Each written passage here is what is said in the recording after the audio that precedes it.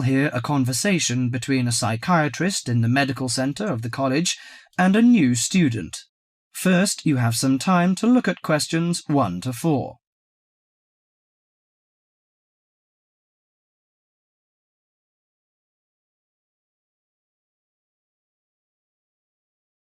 Now listen carefully to the conversation and answer questions 1 to 4. Hello, sit down, please. Thank you. Now, you are a new patient, aren't you? Yes, that's right. OK, so I'd better get some basic details down first. Right, we'll start with your name. Martin Hansen. Do you spell that S-O-N or S-E-N? Hansen. OK, and you're a first-year student? Yes, I am.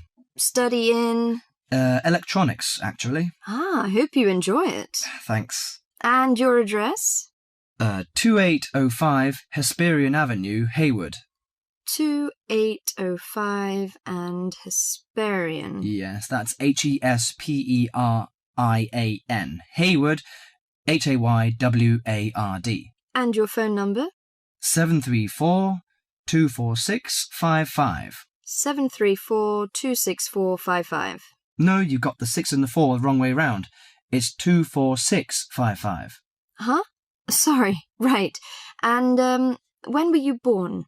The 15th of June, 1986. Here in New Zealand? No, I was born in Sydney.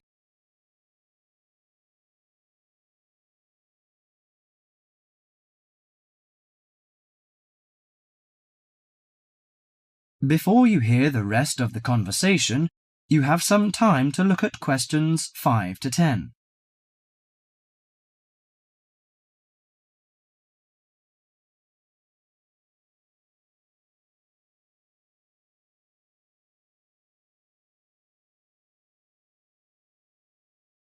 Now listen to the conversation and answer questions 5 to 10.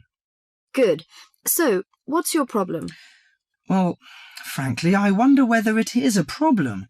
I get the blues, and it lasts for quite a while. I don't know how to... Yes, we all feel sad or get the blues now and again. Generally, our sadness lessens in time, and with the support of friends. However, if the depression leads to difficulty in thinking and greatly disrupts your daily routine, it can be evidence of a psychiatric problem. What do you feel exactly? I always feel sad and worthless. I find it hard to fall asleep and wake up early in the morning. How long has it lasted? Nearly half a month. Do you feel fatigue or loss of energy? Or you may have lost interest or pleasure in usual activities? Yes, sometimes. At first I thought I could overcome it by myself, but I failed, and I'm so glad that you came here. It seems that you are suffering mild depression from your symptoms. Depression? Yes, I feel depressed sometimes. But why would I... Depression may occur as a result of biochemical changes in the body. Alcohol, amphetamines, cocaine, and LSD can bring on depression. Those who have a family history of depression usually have a greater risk of depression. Sometimes the worrying changes in life can lead to depression. I see. I had a really bad breakup of a love relationship. It makes me feel hopeless. Do you think I need some treatment? Yes. Antidepressant medications are often used to treat depression, if it is serious. But I don't suggest them at first because of the side effects. I suggest psychotherapy, which can give you support and help you regain control. So do I need to come here every day? No, I will arrange counselling sessions for you, which will last 12 to 20 weeks. You come here once or twice each week. The psychotherapy is directed at helping you gain insight and understanding about events in your life, which may have contributed to your depression. With growing insight, you can often learn more effective ways of coping with your feelings and changing your behaviour. What can I do to take care of myself? Well, at first you should do some physical exercises on a regular basis, at least 3 times a week. How is your food? Do you eat well? Yes, I think so. I eat at my homestay family. Good. Find a hobby or a positive recreational activity to participate in once or twice a week. I know it's difficult for you, though. When you feel it's hard to overcome the depression, come to the counselling session. Remember, ask for help if the load is too heavy to handle. Yes, I'll try. So, when will my counselling session begin? I'm going to arrange that for you. That is the end of part 1. You now have half a minute to check your answers.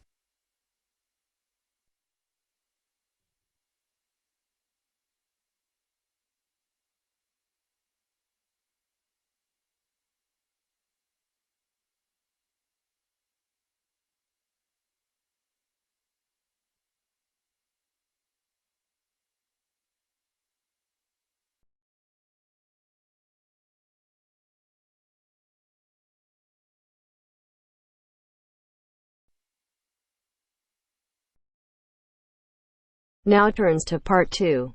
Part 2. You will hear a lecture on bird migration. First, you have some time to look at questions 11 to 17.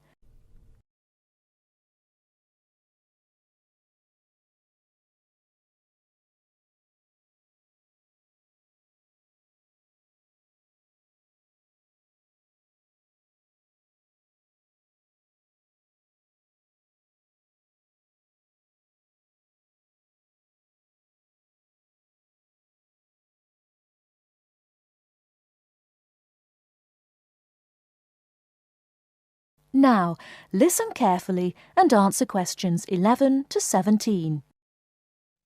My lecture this evening will focus on the migration of birds. That is, how birds fly in big groups from different parts of the world at certain times of the year.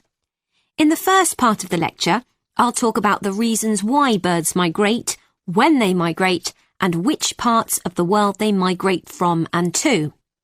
To start with, why do birds migrate? Well, there are two main reasons. 1, they migrate to look for food, and 2, they travel to parts of the world that are more suitable for breeding.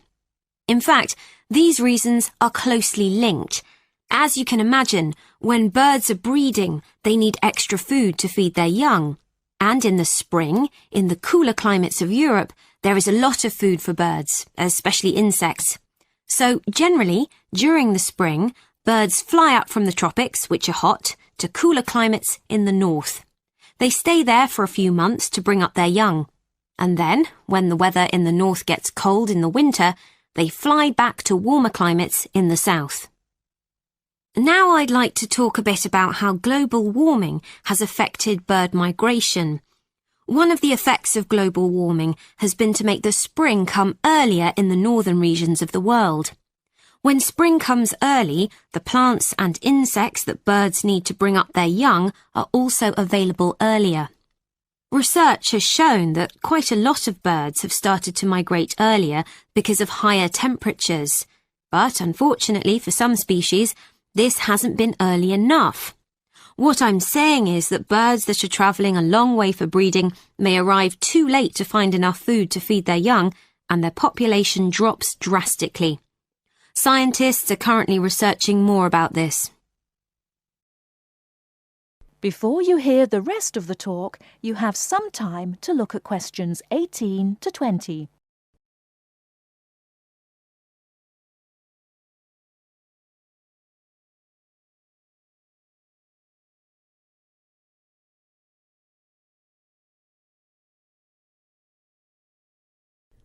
Now listen and answer questions 18 to 20. Now, I thought I'd finish by just briefly describing a few different patterns of migration. Migration varies with the type of bird and the area they come from. For example, one kind of migration is partial migration. This means that some birds in a particular species will migrate and others won't. It usually depends on how the weather affects food supplies, and very often happens in the tropics. In another migratory pattern, a bird called an Arctic tern migrates the whole length of the globe, from the North Pole to the south. The Arctic tern travels between 12 and 15,000 kilometres each way when it migrates in a complete circle around the world. It's quite amazing. Right, and lastly, I'd like to mention a pattern which isn't nearly as spectacular, but is very interesting. And this is the way many birds migrate across North America. In this pattern, the birds fly northwards in the west of the country and then back south again in the east. So, if you imagine it, they're actually migrating in a circular pattern, like the hands of a clock, not in a straight line, as we might think. That is the end of part 2. You now have half a minute to check your answers.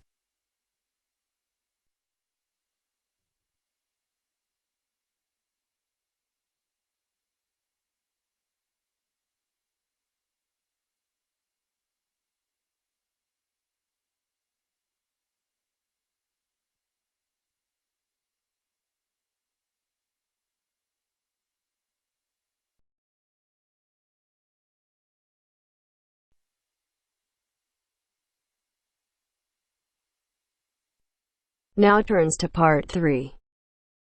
Part 3. You will hear 2 engineering students, a woman in her 6th year called Linda and a man in his 5th year called Matthew, discussing the benefits of student work placements. Before you listen, you have some time to look at questions 21 to 26.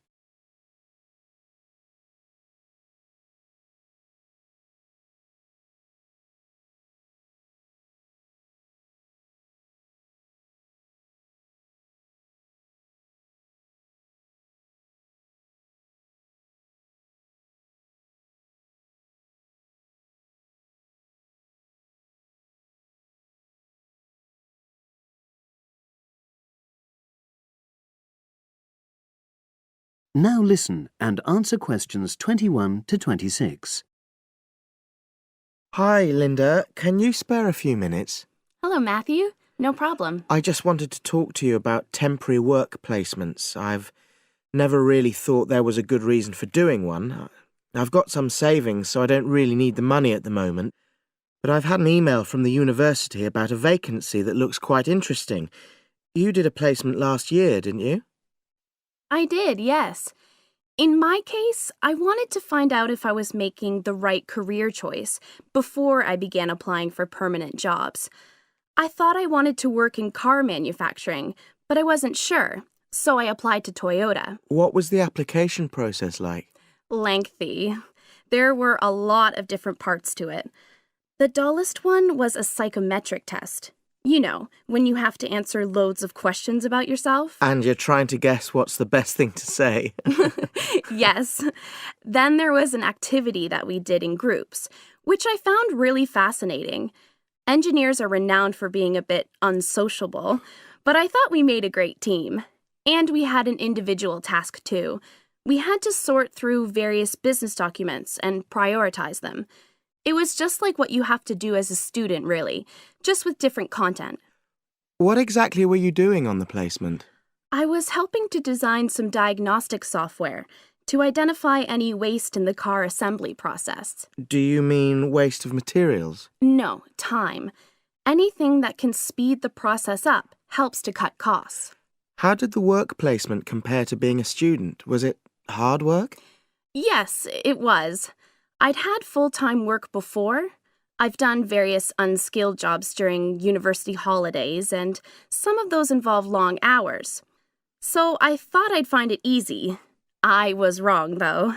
I think when you're on placement, you're always trying to prove yourself. So you push yourself hard to succeed? Yes. But I got a lot of support from my employers. They were always helpful. And then, at the end of the placement, I was given formal feedback. Do you mean on your engineering ability? Well, no. I didn't really need that because we had team meetings every other day. And so I had the chance to discuss technical issues and ask about anything that wasn't clear. The evaluation was about general workplace things, like organizational ability, initiative, that sort of thing. I get the impression you think you benefited from the placement. Well, the best thing is that they've offered me a job for next year. Depending on my exam results, of course, but still. A permanent one? Yes. But apart from that, I learned so much. The industrial environment was much more demanding than the academic one, so my general skills improved, like time management, meeting deadlines.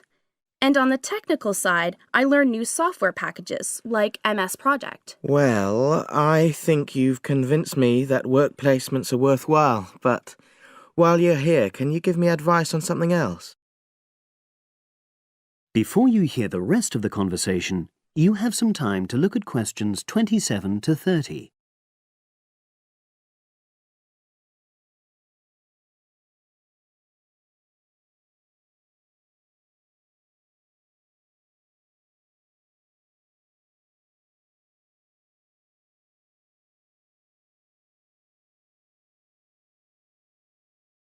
Now listen and answer questions 27 to 30. I'm about to make a start on the engineering materials module, and I've got a book list here. Can you have a quick look and tell me what you would recommend? That's if you can remember. Let's see. I do remember some of them. Yes, this one, The Science of Materials. I found the subject quite hard generally, but this book is very accessible, so it suited me. It doesn't cover everything, though. What about this one then, Materials Engineering? Oh, yes. I do remember that. But it's a bit out of date now, isn't it? Unless it's a new edition. I don't think so. But what I liked about it were the pictures. They really helped to understand the descriptions. It's useful just from that point of view. Let's see. What else? Oh, yes. That one there. Engineering Basics. I think out of all these, that's got the widest coverage. But I've looked at the contents page and it hardly mentions nanotechnology. Yes, you're right. The evolution of materials does, though. It's a recent publication, so it covers all the latest developments. It's a bit thin on the 1960s, though, and that decade was quite important. Well, it sounds as if they all complement each other in some ways. I don't suppose you can lend me...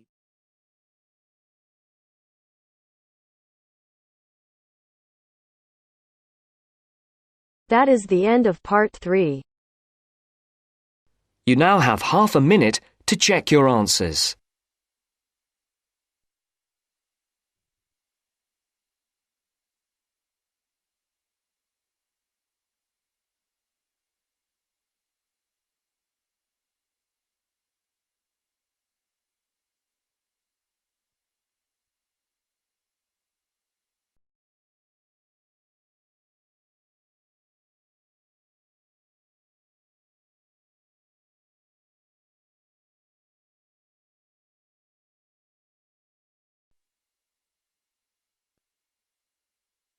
Now turns to part 4. Part 4. You will hear a lecturer in education talking about some experiments done in the USA to investigate the effects of reducing class sizes. First, you have some time to look at questions 31 to 40 on pages 71 and 72.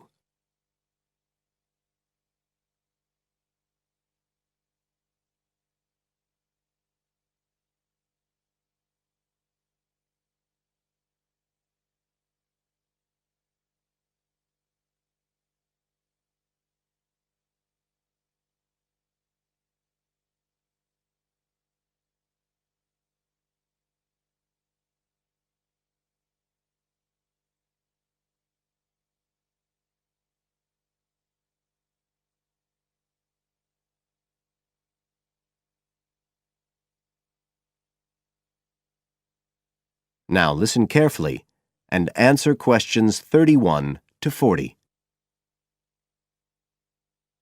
All over the world, there are passionate arguments going on about how educational systems can be improved. And of all the ideas for improving education, few are as simple or attractive as reducing the number of pupils per teacher. It seems like common sense. But do these ideas have any theoretical basis? Today, I want to look at the situation in the USA and at some of the research that has been done here in America on the effects of reducing class sizes. In the last couple of decades or so, There has been considerable concern in the United States over educational standards here, following revelations that the country's secondary school students perform poorly relative to many Asian and European students. In addition, statistics have shown that students in the nation's lower-income schools in the urban areas have achievement levels far below those of middle-class and upper-middle-class schools. So would reducing class sizes solve these problems? Well, we have to remember that it does have one obvious drawback. It's expensive. It requires more teachers and possibly more classrooms, equipment, and so on. On the other hand, if smaller classes really do work, the eventual economic benefits could be huge. Better education would mean that workers did their jobs more efficiently, saving the country millions of dollars. It would also mean that people were better informed about their health, bringing savings in things like medical costs and days off sick. So what reliable information do we have about the effects of reducing class sizes?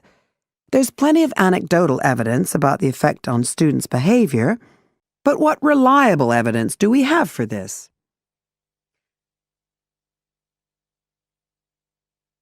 Let's have a look at 3 research projects that have been carried out in the USA in the last couple of decades or so. The first study I'm going to look at took place in the state of Tennessee in the late 1980s. It involved some 70 schools.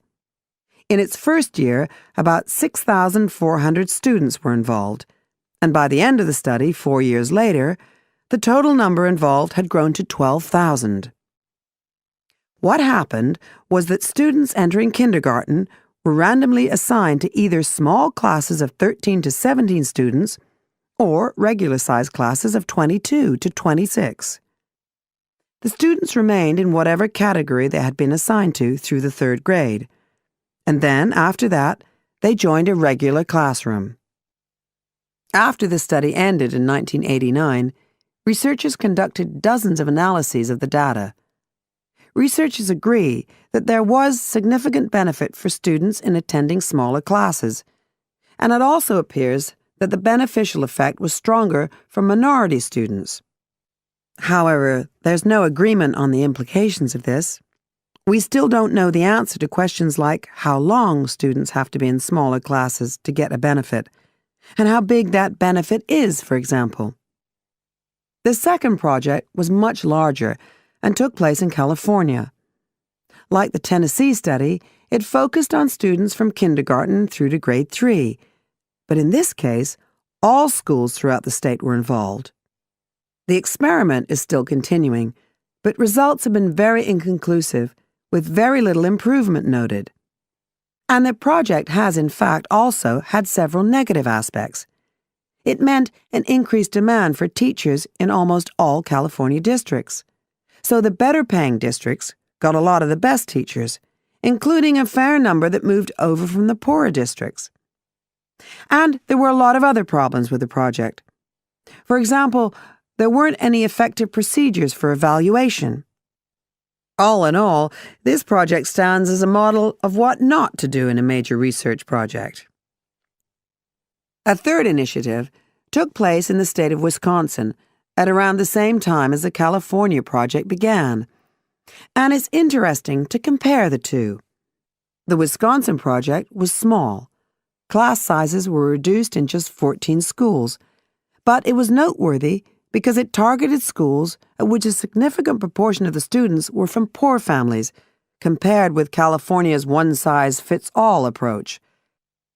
Analysts have found that the results are very similar to the Tennessee project, with students making gains that are statistically significant, and that are considerably larger than those calculated for the California initiative.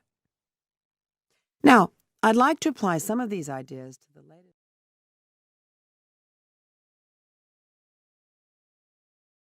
That is the end of part 4. You now have half a minute to check your answers.